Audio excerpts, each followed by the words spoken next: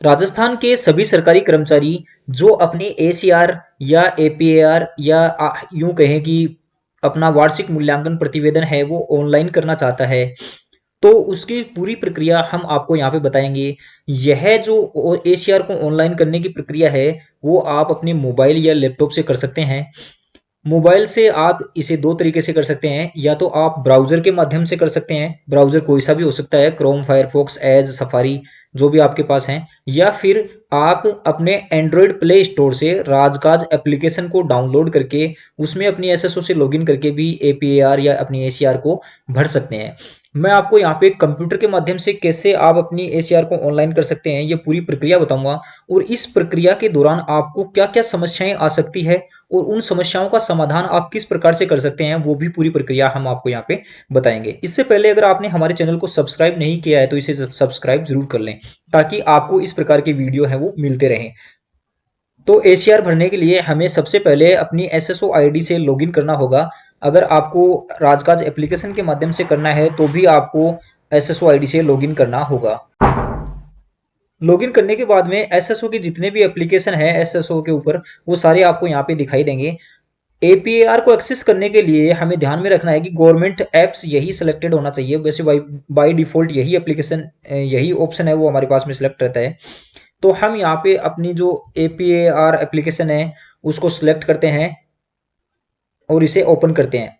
अब यहाँ पर कई लोगों की यह समस्या आती है कि एपीएआर को आप जैसे ही ओपन करते हो इस एप्लीकेशन को, तो आपके पास में यह विंडो नहीं आती है। यानी इसका मतलब है कि आपकी मैपिंग है वो राजकाज एप्लीकेशन से नहीं है। तो इस मैपिंग को करवाने के लिए सभी विभागों को आप इस मैपिंग को करवाने के लिए आपको rajkaj.rajasthan.gov.in वेबसाइट पे जाना होगा और यहाँ पर कॉन्टेक्ट अस में जाकर के पीएमयू एंड नोडल्स को सिलेक्ट करना है।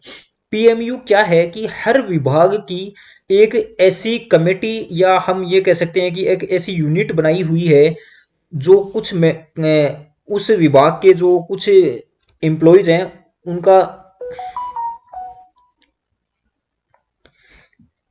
पीएमयू उस विभाग के एम्प्लॉयज की ऐसी लिस्ट है या एक कमेटी है जो राजकाज से संबंधित किसी भी प्रकार की समस्या का समाधान करती है। यह डीआईटी यानी सूचना प्रौद्योगिकी और संचार विभाग द्वारा ट्रेंड टीम होती है। तो हम यहाँ पर सबसे पहले अपने विभाग का नाम सेलेक्ट करेंगे। जैसे मान लीजिए यह विभाग है मेरा और इस विभाग में जो भी ऑर्गेनाइजेशन है आपकी उसके ऊपर आप क्लिक करेंगे तो उस ऑर्गेनाइजेशन में जितने भी लोग उस राजकाज की टीम है वो आपको यहाँ पे दिखाई देगी जो आपकी एसीआर की समस्याओं को समाधान करेगी। एसीआर के अलावा ई फाइल वो अन्य जो राजकाज एप्लीकेशन है उनकी समस्याओं का समाधान भी यही टीम करती है। तो आपको इस टीम से संपर्क करना है और अपनी मैपिंग या अन्य जो भी समस्याएं हैं तकनीकी वो सारी आप इनसे सॉल्यूशन करवा सकते हैं। अब आपके मैपिंग होने के बाद में आपको सारी डिटेल्स है वो आपको यहाँ पे शो होगी। तो आपको यहाँ पे पीएआर एम्प्लॉय कॉर्नर में पीएआर ऑप्शन को सिलेक्ट करना है और यस पे क्लिक करना है। यस पे क्लिक करने से आपकी एसएसओ आईडी में जो मोबाइल नंबर और ईमेल आईडी है उस पर ओटीपी जाएगा। वो ओटीपी हम यहाँ पे डालेंगे और वेरीफाई ओटीपी बटन पे क्लिक करेंगे। इसके बाद में हमारी जितनी भी एसीआर है वो सारी एसीआर हमें यहाँ पे फाइनेंशियल ईयर वाइज यहाँ पे दिखाई देगी। जैसे मैं मान लीजिए 2021-22 फाइनेंशियल ईयर की एसीआर देखना चाहता हूँ तो सर्च बटन पे जैसे ही क्लिक करूंगा तो इस ईयर की मेरी 2 एसीआर भरी हुई है और दोनों कंप्लीटेड है। इस प्रकार से आप अपनी एसीआर जो भरी हुई है पहले की वो देख सकते हैं। अब आपको नई भरनी है, जैसे मैं 2024-25 की मेरी एसीआर भरना चाहता हूं तो सर्च पे क्लिक करूंगा। यहाँ पे सारी फील्ड ब्लैंक आ रही है, इसका मतलब मेरी एसीआर भरी हुई नहीं है। तो मैं भरने के लिए क्रिएट हायरार्की पे क्लिक करूंगा और अपनी डिटेल्स हैं वो यहाँ पे वेरीफाई करूंगा। इस पीएआर के 2 पार्ट हैं, एक पीएआर हायरार्की है और दूसरा पार्ट फर्स्ट है। सबसे पहले हमें पीएआर हायरार्की वाला जो पार्ट है वो कंप्लीट करना होगा। तो इसमें सबसे पहला सेक्शन है वो है रिपोर्टेड डिटेल्स, यानी ये खुद की डिटेल्स हैं आपकी। अगर ये डिटेल्स सही नहीं है तो पीएमयू यूनिट से सही करवा लें इन्हें। उसके बाद में अपने पास में ऑप्शन आता है अप्रेजल डिटेल्स, यानी कि आपको अपनी एसीआर है वो कौन से पीरियड की भरनी है। एक फाइनेंशियल ईयर में हो सकता है पूरे फाइनेंशियल ईयर के दौरान आप एक ही विभाग में रहे और एक ही अधिकारी के अधीन कार्यरत रहे हों, तो आपको पूरे फाइनेंशियल ईयर यहाँ से सिलेक्ट कर लेना है। अगर आप एक फाइनेंशियल ईयर में एक से अधिक अधिकारियों के साथ काम किया है आपने तो आपकी अलग अलग अधिकारियों द्वारा एसीआर भरी जा सकती है। इसके लिए कुछ नियम हैं, जैसे 3 महीने से कम अगर किसी अधिकारी के पास आपने काम किया तो वो अधिकारी आपकी एसीआर नहीं भर सकता। अगर आपने 3 महीने से ज़्यादा किया है तो वह अधिकारी आपकी एसीआर भर सकता है। अगर आपने मान लीजिए एक फाइनेंशियल ईयर में 3 अधिकारियों के पास में काम किया, एक के पास में मान लीजिए 4 महीने, दूसरे के पास भी 4 महीने और तीसरे के पास भी 4 महीने, तो आपको 3 एसीआर भरनी होगी। यानी ये आप नियम है वो आप देख सकते हैं कि आपको कितनी एसीआर भरनी है और कब से कब तक की भरनी है। मैं उदाहरण के लिए आपको यहाँ पे बता देता हूँ कि जैसे आज 11 जनवरी है, तो मान लीजिए मेरा ट्रांसफर 10 जनवरी को हो चुका हो, तो 1 अप्रैल 24 से 10 जनवरी 25 तक मैं एक अधिकारी के अधीन रहा हूँ, और मैं आज आज ही 11 जनवरी को अपनी एसीआर भर सकता हूँ।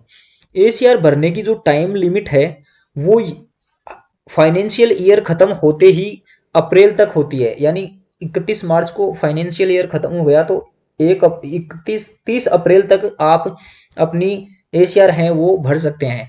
उसके बाद में सरकार टाइम बढ़ाती है तो वो अलग बात है। और अगर फाइनेंशियल ईयर के बीच में कभी भी आपका ट्रांसफर होता है या अधिकारी चेंज होता है तो आप चेंज होने के साथ ही उस अधिकारी की एसीआर भर सकते हो। जैसे अभी फाइनेंशियल ईयर खत्म नहीं हुआ है और 10 तारीख को मेरा ट्रांसफर हो गया है, तो मैं 11 जनवरी को आज मेरी एसीआर भर रहा हूँ, क्योंकि अब 11 जनवरी से मेरा जो अधिकारी है वो दूसरा अधिकारी हो जाएगा, तो मुझे रिपोर्टिंग अथॉरिटी चेंज करनी होगी। तो मैं यहाँ पे अपनी डिटेल्स है वो टाइम लिमिट है वो यहाँ पे टाइम है जो टाइम पीरियड मैंने यहाँ पे डाल दिया है कि स्टार्ट डेट मेरी इतनी है और एंड डेट इतनी है, और अपनी डेजिग्नेशन ये सारी मैं यहाँ पे देख लेता हूँ। अगर किसी प्रकार की कोई इसमें गलती है तो हम सर्च बटन पे क्लिक करके और यहाँ से अपनी सही डिटेल्स हैं वो सर्च करके उसे सेलेक्ट कर सकते हैं, जो कि मैं आपको आगे बताऊंगा। इसके बाद में यहाँ पर अप्रेजल हिरारकी का ऑप्शन है, यानी कि आप अपनी एपीएआर को ऑनलाइन करने के बाद में वह किन किन अधिकारियों के माध्यम से कंप्लीट होगी। तो यहाँ पे रिपोर्टिंग, रिव्यूइंग और एक्सेप्टिंग 3 अथॉरिटी होती है। कुछ केस में कई एम्प्लॉयज के डिविजनल कमिश्नर या डिस्ट्रिक्ट मजिस्ट्रेट भी हिरारकी के बीच में होते हैं। तो मैं यहाँ पे जैसे मेरी रिपोर्टिंग अथॉरिटी यहाँ से सर्च करके और मेरी रिपोर्टिंग अथॉरिटी को सिलेक्ट करता हूँ, तो मैं यहाँ पे सर्च करने पर ऑल पे जाता हूँ और यहाँ से मोबाइल नंबर, एम्प्लॉय आईडी या एसएसओ आईडी से सर्च करूंगा तो केवल वही अधिकारी हमें दिखाई देंगे जो उस एसएसओ आईडी, मोबाइल या एम्प्लॉय आईडी से मैप है, यानी जिनकी एम्प्लॉय आईडी या मैप है। अगर ये तीनों चीजें आपके पास नहीं है तो आप नाम से भी सर्च कर सकते हैं, लेकिन नाम से सर्च करने पर आपके पास में 2 से ज़्यादा अधिकारी आपके पास में दिखाई दे सकते हैं, जिससे आपको उन्हें सेलेक्ट करने में कठिनाई हो सकती है। तो मैं जैसे यहाँ पे अपनी एसएसओ आईडी या एसएसओ आईडी से एसएसओ आईडी से उस अधिकारी को सिलेक्ट करता हूँ। जैसे ही मैंने एसएसओ आईडी डाल के सर्च किया है तो सिर्फ मेरे पास में एक ही अधिकारी का नाम यहाँ पे आया है। मैं इस अधिकारी को यहाँ से सिलेक्ट करूंगा और ऐड टू प्रीफर्ड लिस्ट कर दूंगा, ताकि मुझे भविष्य में वापस से इस अधिकारी का नाम सेलेक्ट करना हो तो मुझे ज़्यादा इस प्रकार से सर्च नहीं करना पड़ेगा, और मैं प्रीफर्ड लिस्ट से इस अधिकारी का नाम है वो सिलेक्ट कर लूँगा। तो मेरा यह नाम है पहले से प्रीफर्ड लिस्ट में ऐड है, लेकिन आप ऐड टू प्रीफर्ड लिस्ट करोगे तो वह नाम है प्रीफर्ड लिस्ट में जुड़ जाएगा। इसे मैं ओके कर देता हूँ। प्रीफर्ड लिस्ट क्या है, यहाँ पर जो माई प्रीफर्ड लिस्ट है, यहाँ से जो नाम जुड़ेगा वो इस माई प्रीफर्ड लिस्ट में चला जाएगा। जैसे मैं आपको एक बार क्लोज करके इसे दोबारा बता देता हूँ। यह मेरी प्रीफर्ड लिस्ट है, यानी ये जो नाम है वो मैंने पहले से यहाँ पे जोड़ रखे हैं।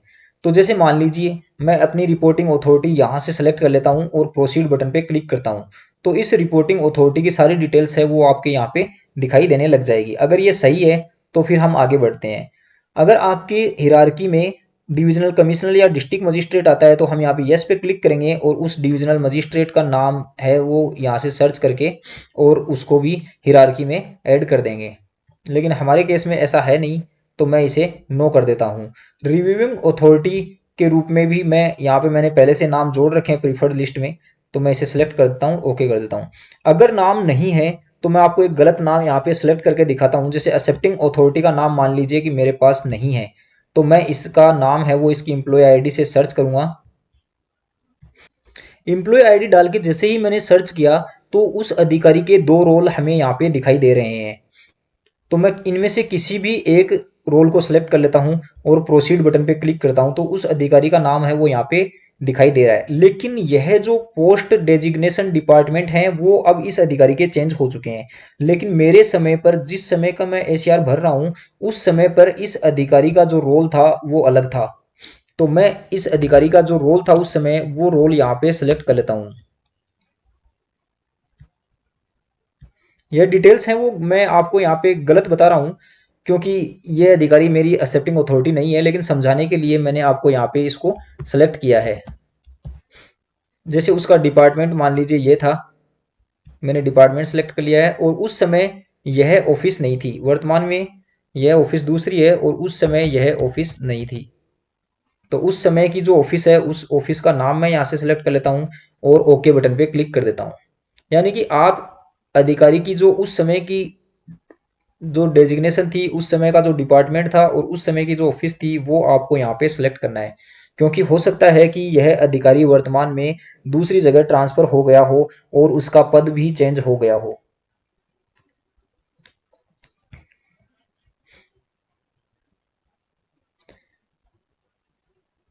टाइम बार्ड हो जाने की स्थिति में ये जो हिरार्की है वो आपको अपने पीएमयू यूनिट से ही सेट करवानी होती है,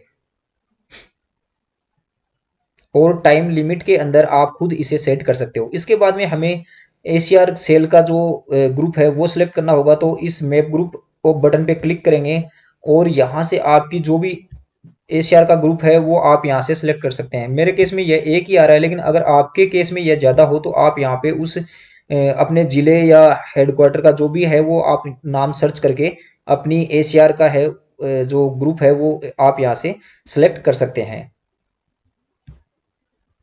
इसके बाद में सेव एंड इनिशिएट बटन पे क्लिक करके इस एसीआर को इनिशिएट कर दिया जाता है। इनिशिएट का मतलब है कि अब इस एसीआर में आपने जो भी डिटेल्स की है वो सारी है वो सेव हो चुकी है, और आपके इंटरनेट कनेक्शन डिस्कनेक्ट हो जाने या किसी भी कारण से आप पीछे आ गए तो आप दोबारा से यहाँ पे एम्प्लॉय कॉर्नर में पीएआर में जाकर के इस ईयर को सिलेक्ट करेंगे और सर्च करेंगे तो आपकी एसीआर यहाँ पे आपको शो कर रही है, जबकि पहले यह शो नहीं कर रही थी। अब अपडेट बटन पे क्लिक करके इसे वापस से हम चेंज कर सकते हैं, चाहे से आप हिरार्की चेंज करें या कुछ और फिर पार्ट फर्स्ट में जाकर के आप इसे अगला इसकी जो प्रक्रिया है वो चालू करेंगे। तो क्योंकि पीएआर हिरार्की हमने पूरी कर दी है यहाँ से, और अब पार्ट फर्स्ट है। तो पार्ट फर्स्ट में क्या क्या डिटेल्स हैं? सबसे पहली डिटेल है कि आप लीव या ट्रेनिंग पर अगर इस पीरियड के दौरान रहे हैं तो वो सारी डिटेल्स आपको यहाँ पे डालनी है। जैसे लीव पे रहे हैं और आपको ट्रेनिंग की भी डालनी है तो ऐड रो करके आप अपनी डिटेल्स हैं वो ऐड करते जा सकते हैं। उसके बाद में अगला ऑप्शन है अपने पास में आपके टारगेट। अगर आपके कोई टारगेट थे फिजिकल, फाइनेंशियल या इंस्पेक्शन या अदर, तो वो टारगेट आप यहाँ पे सेलेक्ट करेंगे। टारगेट यहाँ पे डालेंगे, एक्चुअल अचीवमेंट डालेंगे, और नहीं टारगेट अचीव नहीं होने का रीजन डालेंगे। और अगर ज़्यादा टारगेट है तो ऐड रो पे क्लिक करके आप उनको ऐड करते रहेंगे, और नहीं है तो आप रिमूव बटन पे क्लिक करके उसे हटा भी सकते हैं। इसके बाद में है कि अगर आपने नाइट स्टे किया है तो यस करेंगे और उस नाइट स्टे का विवरण यहाँ पे डालेंगे, नहीं किया है तो नो कर देंगे। अगर 50 साल से अधिक उम्र के एम्प्लॉय हैं तो उन्हें मेडिकल सर्टिफिकेट देना होता है हर 3 साल में कम से कम एक बार।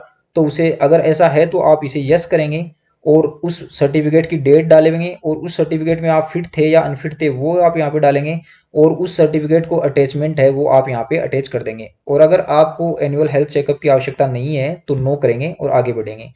इसके बाद में यहाँ पर आपको अपने कार्य का ब्रीफ डिस्क्रिप्शन यहाँ पे डालना है, जो भी कार्य आपने किया है। अगर आपको हिंदी भाषा में लिखना है तो आपको देवलिस वगैरह फ़ॉन्ट में नहीं लिखना होंगे, इसे यूनिकोड भाषा में लिखने होंगे। जैसे गूगल ट्रांसलेट से ट्रांसलेट करके या यूनिकोड टूल्स जो आते हैं उनसे आपको यहाँ पे लिखना होगा, या फिर आप इंग्लिश भाषा में भी यहाँ पे लिख सकते हो। मैं आपको यहाँ पे सैंपल के तौर पे ये सारी चीज़ें बता रहा हूँ, इसलिए मैंने इसमें यूं ही टाइप कर दिया है। फिर मैं इसे सेव बटन पे क्लिक करूँगा, और भविष्य में इसमें वापस करेक्शन करना चाहता हूँ तो ये डिटेल्स है मेरे पास में सेव रहेगी, और मैं इसको वापस से सबमिट करने से पहले इसको वापस चेंज कर सकता हूँ। मान लीजिए मेरा सारा काम हो गया तो मैं सबमिट बटन पे क्लिक करके इसे सबमिट कर दूंगा। अब मेरी एसीआर सबमिट हुई या नहीं हुई इसे देखने के लिए मैं वापस से अपनी एसीआर का ईयर सेलेक्ट करूंगा और सर्च बटन पे क्लिक करूंगा। इसके बाद में यहाँ पे दिखा रहा है कि आपकी एसीआर है वो रिपोर्टिंग ऑफिसर के पास पेंडिंग है। अगर आपके द्वारा एसीआर भर दी गई है और भरने के बाद में आपके द्वारा सबमिट भी कर दी गई है, अब आपको पता चला कि आपकी एसीआर में आपके द्वारा कोई डेट या कोई ना कोई ऐसी चीज है वो गलत हो चुकी है, और आपकी जो एसीआर है वो अभी रिपोर्टिंग अथॉरिटी ने खोलकर भी नहीं देखी है, तो आप इसे कैंसिल बटन पे क्लिक करेंगे। यहाँ पर उस कैंसिल करने का रिमार्क और कोई अटैचमेंट है जो आप डालना चाहते हो तो डाल सकते हो, और कैंसिल पीएआर पे क्लिक करके, यस पे क्लिक करके उसे आप कैंसिल कर सकते हैं। अब यह देखोगे आप तो 2024-25 की आपकी एसीआर है वो आपकी अब ब्लैंक दिखा रहा है, यानी कुछ भी नहीं है। आप दोबारा से इसे क्रिएट कर सकते हैं, क्रिएट हायरार्की पे क्लिक करेंगे और दोबारा से अपनी जो एसीआर है, अपनी पीएआर है वो भर सकते हैं।